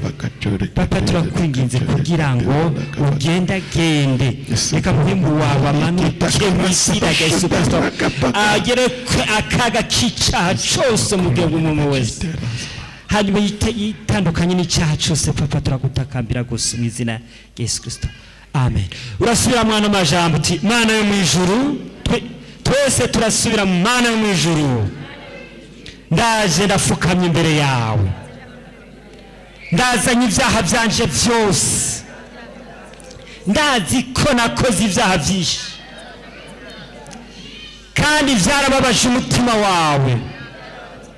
Ibyaha byose nakoze byankingiriye kukubona, ibyaha nakoze byazanye akaga mu bugingo bwanje, byazanye indwara zimara kubihe n'ibihe, zizana icyo cyakizana kw'imivumo. Uyu munsi rero Mana mu ijuru ndatahuye ko icyaha ari kibi, nicyo gituma mfukamye Mana ndakwaturira icyaha cyose nakoze. Mana mu ijuru mbabarira ibyaha byose biri mu bugingo bwanje kimwe ku kindi Mana, kandi ntandukanye n'ingaruka mbi zose ibyaha nakoze byasize mu bugingo bwanje. Mwami Yesu Kristo ndaguhamagaye kuri uno mugoroba kuko niwe wenyene mboneramo agakiza. Ndaguhaye ikibanza cyambere mu mutima wanje. Yesu Kristo ndagutumiye nuza mu mutima wanje kuri uno mugoroba, umpa agakiza k'ibihe bidashira, uce wandika izina ryanje mu gitabo cy'ubugingo. Yesu Kristo ndakwakiriye nk'umwami n'umukiza mu bugingo bwanje. Kuri uno munsi uri umwami wanje kandi uri Imana yanje. Satani ntabasha ikifiseko, indwara ntabasha zikifiseko, imivumo ntabasha ikifiseko. Ubu ndi cyaremwe gisha, nduwa Yesu nawe n'uwanje, kandi niyemeje kumukurikira iminsi y'ukubaho kwanje. Yesu Kristo urakoze ko wamaze kuza mu mutima wanje, nanjye ndi cyaremwe gisha, nta rubanza rukinsinda. Nduwa Yesu, Satani nubimenye ko atakibanza gifise mu mutima wanje, abadayimoni babimenye ko atakibanza gifise mu mubiri wanje, n'indwara zose zibimenye ko atakibanza gifise mu mubiri wanje. Ubu ndidegeza muri Yesu. Nduwa Yesu nawe n'uwanje, iminsi isigaje kubaho. Urakoze Yesu kumariye, urakoze Yesu kumpaye agakiza, nanjye niyemeje kugukurikira no kuba umwigishwa wawe. Amen, amen, amen, amen. Ukomere amashyi menshi Mwami Yesu Kristo. Jésus est ici. Yesu ari ngaha pour te guérir, kugira ngo agukize, te délivrer, kugira kubohore. Jésus est ici maintenant. Yesu ari ngaha pour te guérir, kugira ngo akubohore, te délivrer, kugira kubohore. Écoute bien. Umviriza neza. Jésus est ici. Yesu ari ngaha pour te guérir, kugira ngo agukize, te pardonner, kugira ngo aguharire, te délivrer, akubohore, te guérir, akukize. Dis-le à ton voisin. Bari mwicaranye uti Yesu ari ngaha kugira ngo agukize, akubohore, akuharire, akugirire neza, aguhezagire. Si tu ne crois pas, nimba utabyizeye, tu vas te priver de ça. Mais Jésus est ici maintenant pour te pardonner tous tes péchés, te délivrer, te guérir. Si tu crois,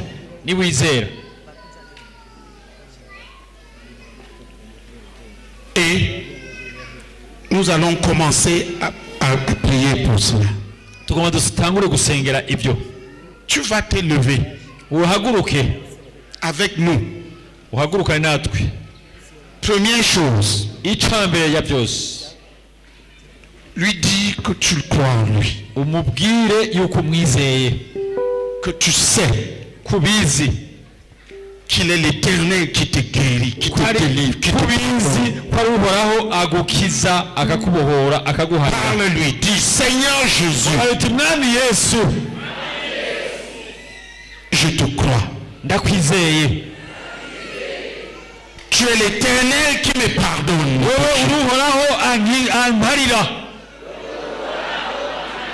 Tu es l'Éternel qui guérit toutes mes maladies.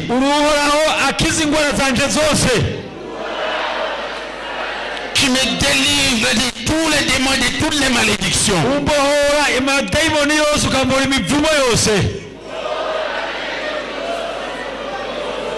Jésus, je crois en toi. Et je sais que tu es ici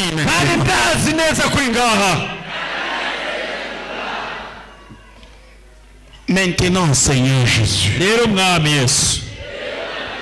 S'il y a un péché qui fait obstacle dans ton cœur vis-à-vis de lui, dis-lui, pardonne-moi quel péché que j'ai fait.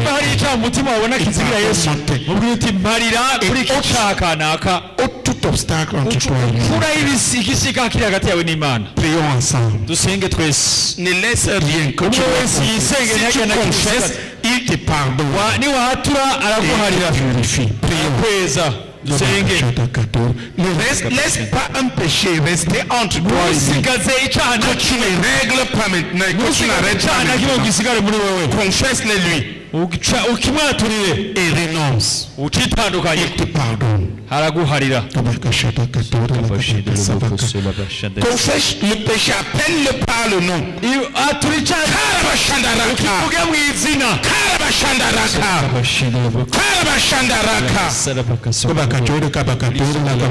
Appelle le péché par le nom, ne globalise pas. Si c'est le jour, Seigneur Jésus, j'ai volé tes choses. Je te demande pardon. Si c'est le mensonge, dis-lui, j'ai menti à tel comme ça. Ne globalise pas. Vas-y. Si c'est l'impudicité, j'ai commis l'impudicité avec tel. Ne cache pas. Si tu caches, c'est la meilleure façon de te priver de la gloire.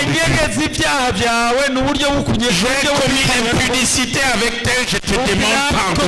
Et je renonce maintenant.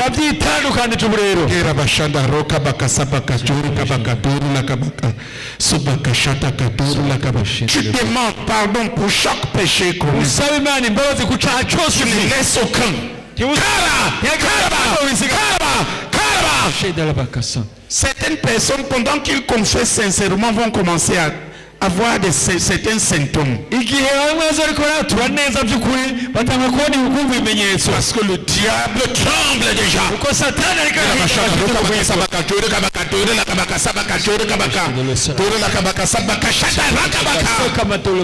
Tu trembles.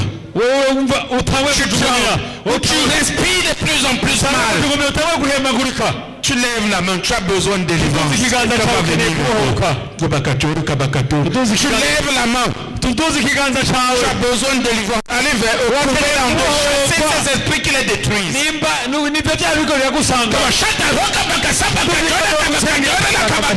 Pendant que les gens confessent leurs péchés, si tu gardes tes péchés, tu décides de garder le diable.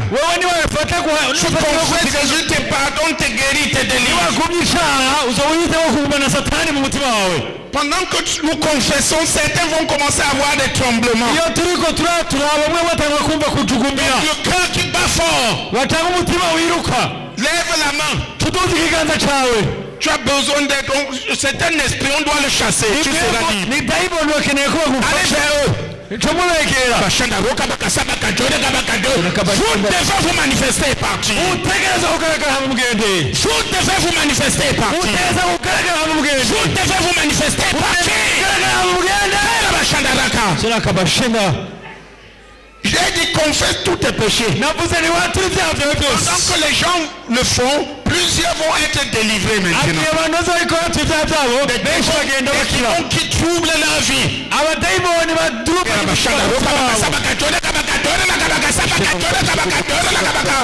Tu trembles. Tu as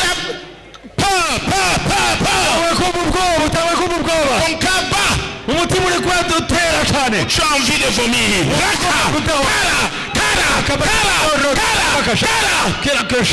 Lève ta main. C'est un démon qui doit être chassé pour ta libération. Au nom de Jésus. Ceux qui ont des symptômes, levez les mains. Tu as envie de vomir. Tu trembles. Allez vers eux. C'est les démons qui troublent leur vie. Les rendent malades.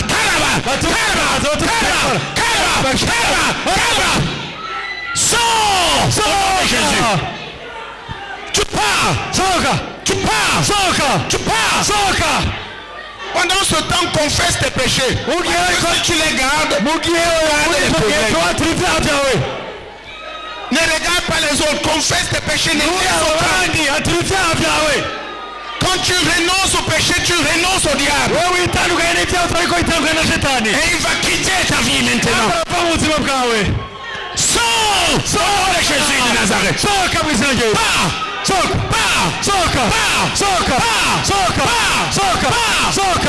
Au nom de Jésus. Tu sors maintenant.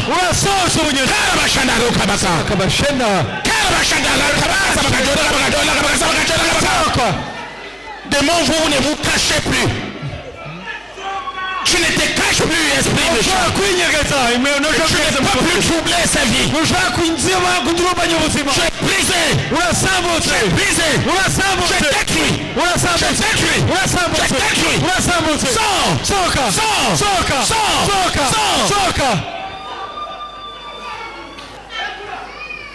Tu as comme mal au cœur. L'impression que ton cœur va sortir. C'est un esprit méchant qui te lève ta main et sois libéré. Jésus te délivre.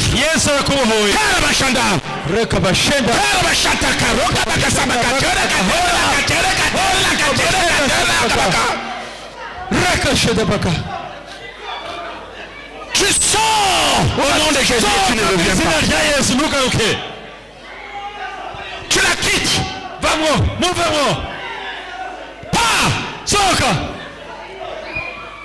Au nom de Jésus. Si tu te sens mal, tu lèves la main. Si tu te sens mal, tu lèves la main. Ma soeur, couvre la personne en deux. Obéissez. Couvre la personne en deux. Sors. Tu pars. Elle ne t'appartient plus. Quitte-la maintenant. Karma. Ça va Chandaraka. Quitte-la maintenant. Tu es tombé. Tu la quittes. Pars.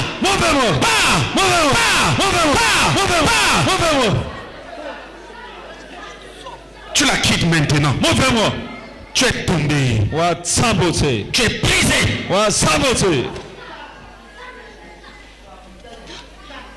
Mettez son foulard. Mufuki igitambara cyiwe. Musheho igitambara cyiwe. Igitambara cyiwe yarafise kiri. Mettez son foulard. Musheho igitambara cyiwe.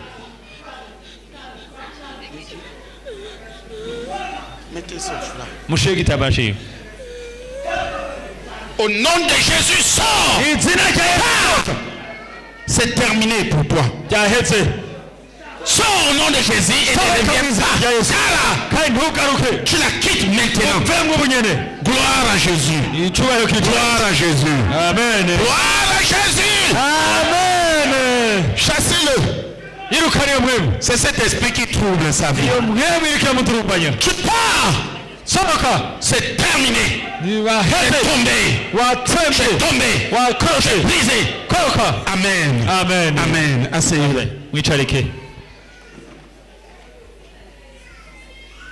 Applaudissons pour Jésus. Les démons sont chassés. Il y en a encore. Levez les mains vers Dieu. Tu as fini de confesser tes péchés. Lève tes mains vers Dieu. Nous allons prier pour cette maladie. Tu la quittes maintenant. Il ne revient plus. C'est terminé. Amen. Amen. Amen. Amen. Amen. Amen. Amen. Amen. Lâche-la, il ne revient plus. Amen. Amen. C'est terminé. Gloire à Jésus. Amen. Gloire à Jésus. Amen. Pas, il ne revient pas. Gloire à Jésus. Amen. Lève tes mains. Dis Seigneur Jésus. Tu as dit dans ta parole. Voici les miracles qui accompagneront ceux qui auront cru.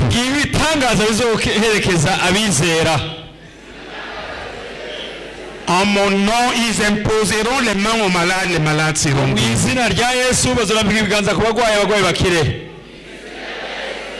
Jésus de Nazareth. J'ai cru en toi. Et voici mes mains devant ta face. Bénis mes mains, papa. Et que là où elles se poseront maintenant, toute maladie disparaît.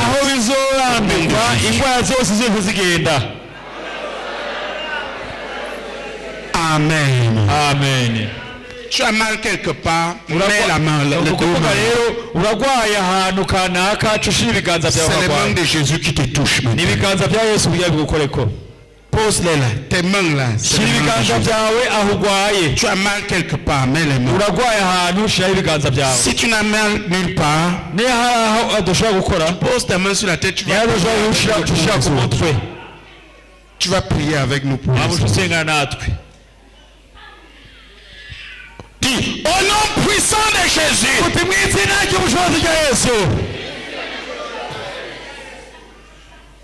puissance de maladie qui trouble ma vie, je ne t'appartiens plus. J'appartiens à Jésus. Maladie, disparaît, au nom de Jésus. Au nom de Jésus de Nazareth.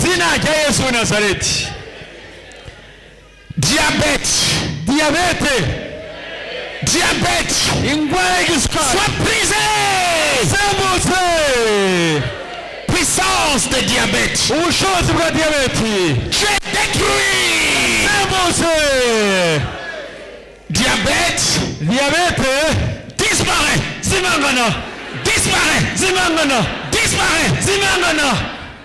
Et symptômes de maladie de diabète.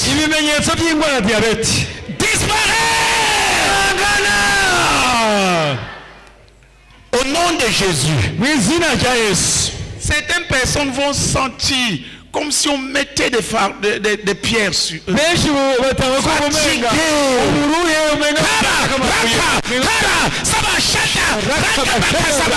Jésus te guérit. Au nom de Jésus. Hypertension.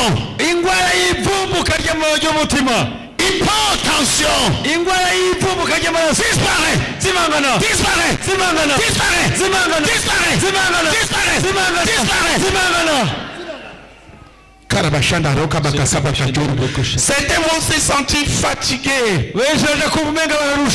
D'autres auront des vertiges. Tu lèves la main. Tu as besoin d'aide. Allez vers eux. Commandez à ces esprits la tension, c'est quoi? C'est le nerf?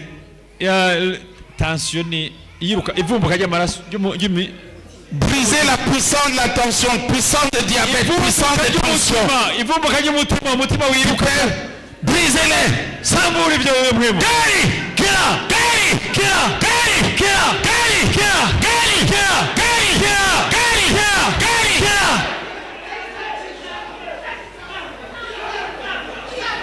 Au nom de Jésus. Hypertension. Hypotension. Stress. Stress et diabète.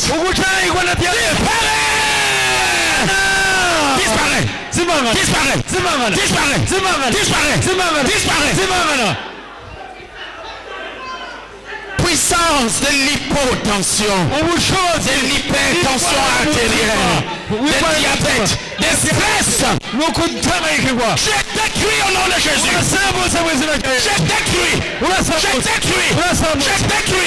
Je t'écris. Ton cœur bat fort.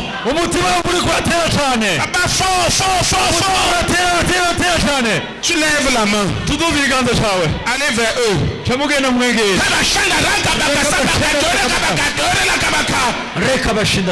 Au nom de Jésus. Puissance de diabète, d'hypertension et d'hypotension, puissance de stress, je détruis.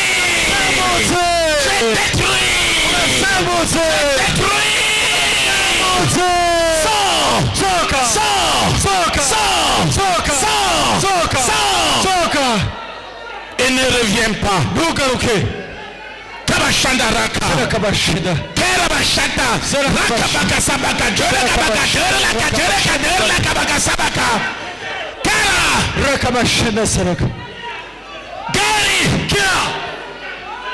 Guéris maintenant de l'hypertension. Maladie de tension artérielle. Disparaît.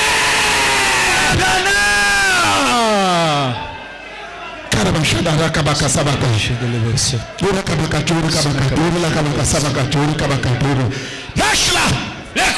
Tu es tombé. Terminé. Libre. Tu es libre, mon Dieu. Amen. Amen. Au nom de Jésus.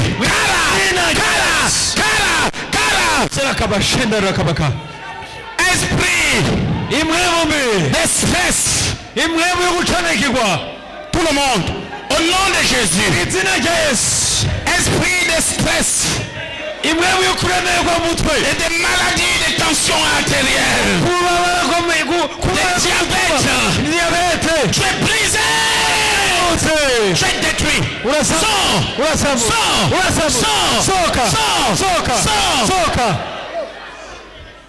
Au nom de Jésus.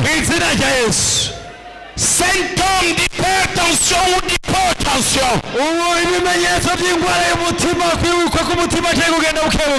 Disparaît.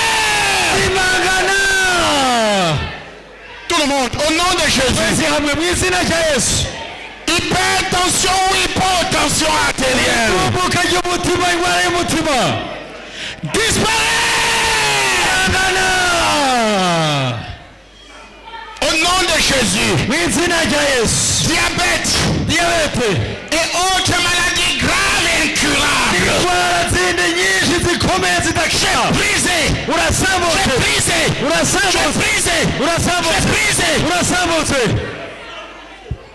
Dis au nom de Jésus. Maladie grave et incurable.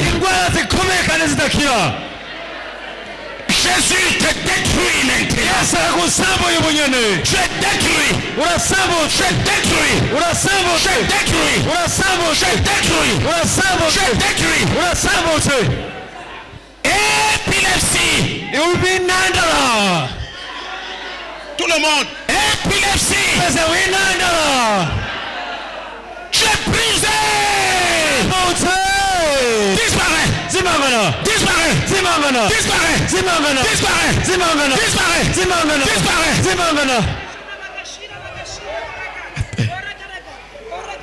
Lâche-la. Terminé. Amen. Amen. Amen. Amen. Tu es brisé. C'est fini. Gloire à Jésus. Gloire à Jésus. Amen. Gloire à Jésus. Gloire à Jésus. Amen. Mettez-la assise. Dis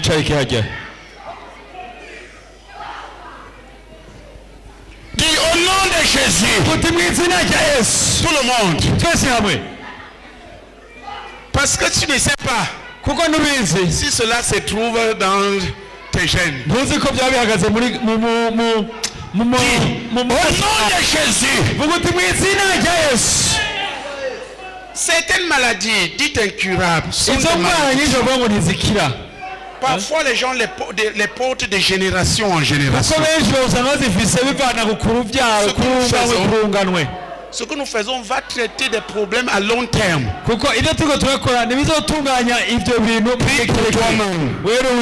Mets la main sur la tête. Au puissant de Jésus. Maladie grave. Et dit incurable. Où que tu te trouves dans ma vie, Dieu te détruit au nom de Jésus. Dieu te détruit au nom de Jésus. Je détruis. Je détruis.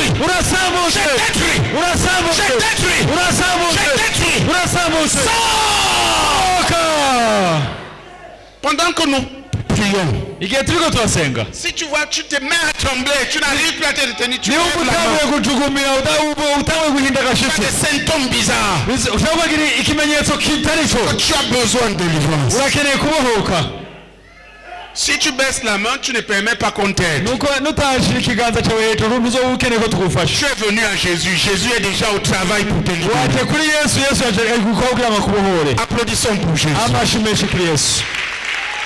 Mets ta main sur la tête et prie avec moi. Au nom puissant de Jésus.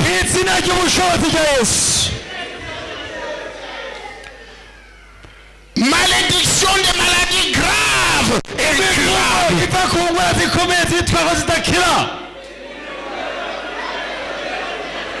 Où que tu te trouves dans ma vie maintenant, je détruis. Je détruis.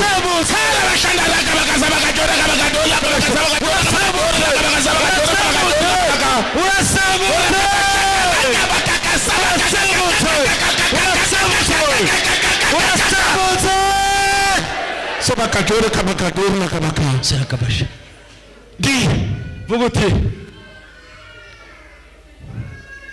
Malédiction. Des maladies cardiovasculaires.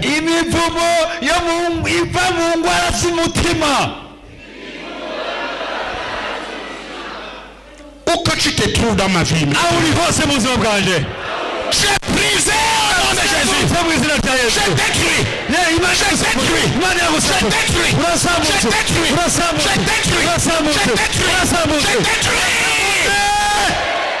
Sors au nom de Jésus.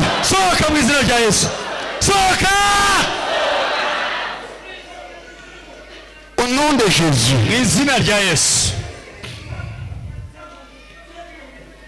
Mon système circulatoire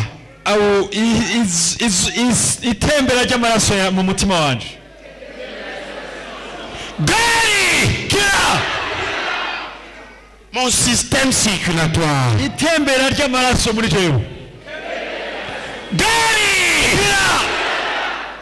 Au nom de Jésus. Mon système circulatoire.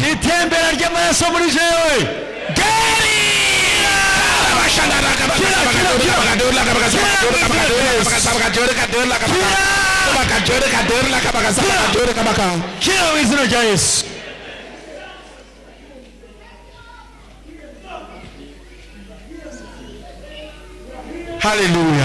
Amen. Nous avons déjà dépassé le temps. Regarde là où tu avais mal. Plusieurs d'entre vous vont se rendre compte. Applaudissons pour Jésus. Regarde où tu avais mal. Si tu avais un mal visible, regarde. Il a disparu, lève la main. Regarde, tu seras surpris. Il est disparu, lève la main. Applaudissons pour Jésus. Demain, nous continuons. Nous allons particulièrement prier pour les guérisons, les délivrances. Alléluia. Amen. Quand tu rentres chez toi, confesse tout péché et abandonne-le. Écris une seule chose à Jésus. Jésus, visite-moi. Transforme-moi. Guéris-moi. Bénis-moi. Et viens. Et invite quelqu'un d'autre. Nous avons commencé. Bienvenue.